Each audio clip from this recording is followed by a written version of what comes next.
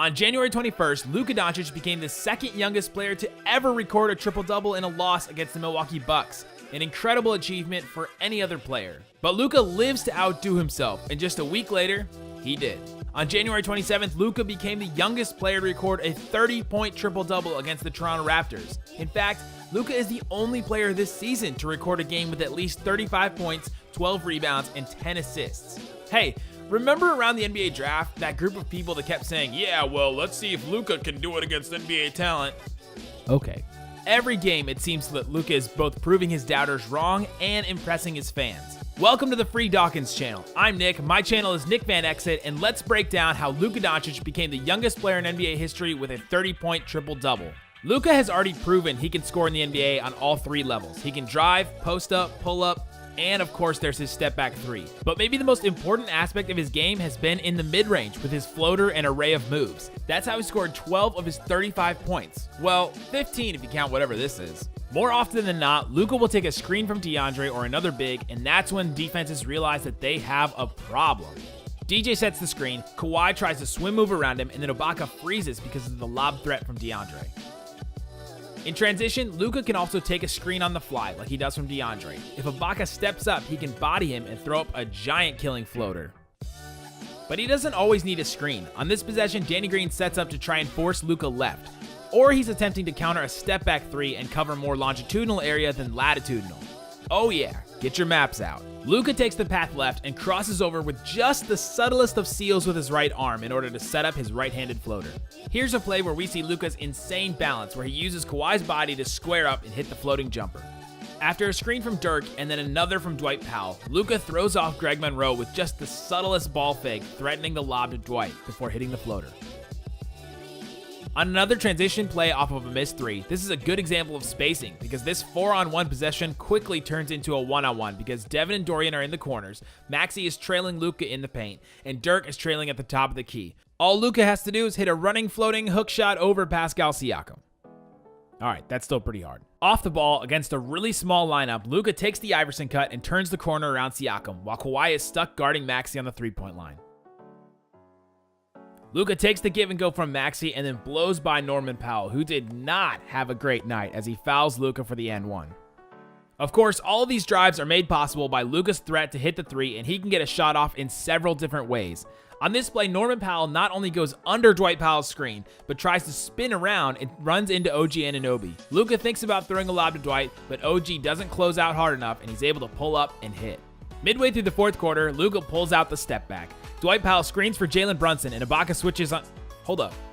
Did Dwight really set a screen on Jalen Brunson, his own teammate? Yep, and just rolled off of him like nothing happened. After that, Ibaka steps his right foot back just slightly, and Luka steps himself back to load up for the three. Luka's postgame has been frisky this season too. On this attempt, Luka backs down Kyle Lowry in a space that Meghan Trainor would love. Because you know I'm all about that bass. Luka establishes his left pivot foot and fakes right. Lowry slides over with the fake, and Luka uses that space to get a shot off, but now without another pump fake to draw the foul. In the open court, Luka turns defense into offense and blows by everyone. This also somehow counted as a rebound for Luka. All of Luka's driving and shooting draws a lot of attention to him, like on these two plays where he drives into the lane, is able to kick out to Dennis and kick out to Dorian Finney-Smith, who have a clear path to the basket.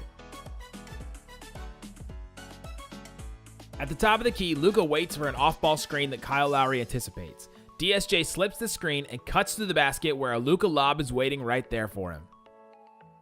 The same thing happens after a give and go with Dorian Finney-Smith. Maxey sets an off-ball screen, Dirk is spacing the floor, and Dorian gets a wide-open dunk. Most of the time, Rick Carlisle's offense requires the five-man to be a good rim roller. DeAndre Jordan and Dwight Powell have done some of that this season. As soon as they set a screen, their man has a decision to make. We've seen what Luka can do when they fall back to stop the lob threat. But if they step up, DJ and Dwight are there to throw it down.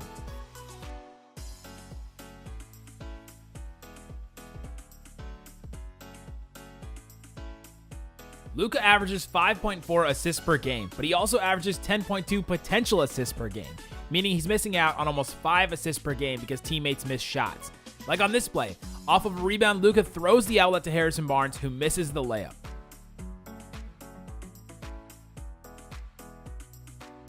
Off of a rebound, Luka pushes the pace and forces the defense to react, leaving Wes Matthews one escape dribble away from a corner three. Luka can also grab a rebound and push and take the floater himself.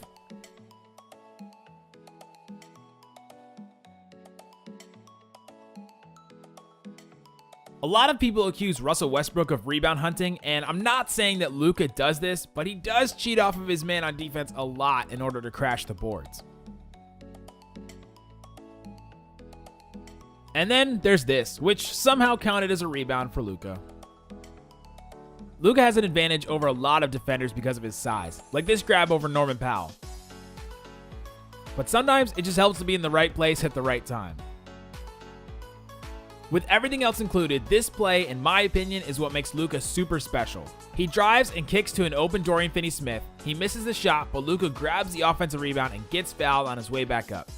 Luka's versatility is what sets him apart from a lot of players in the NBA. He has the size to grab boards, the vision to dish out assists, and the ability to score on all three levels. In every game, it becomes more and more baffling why 3 teams with full-time NBA talent evaluators passed on him in the draft.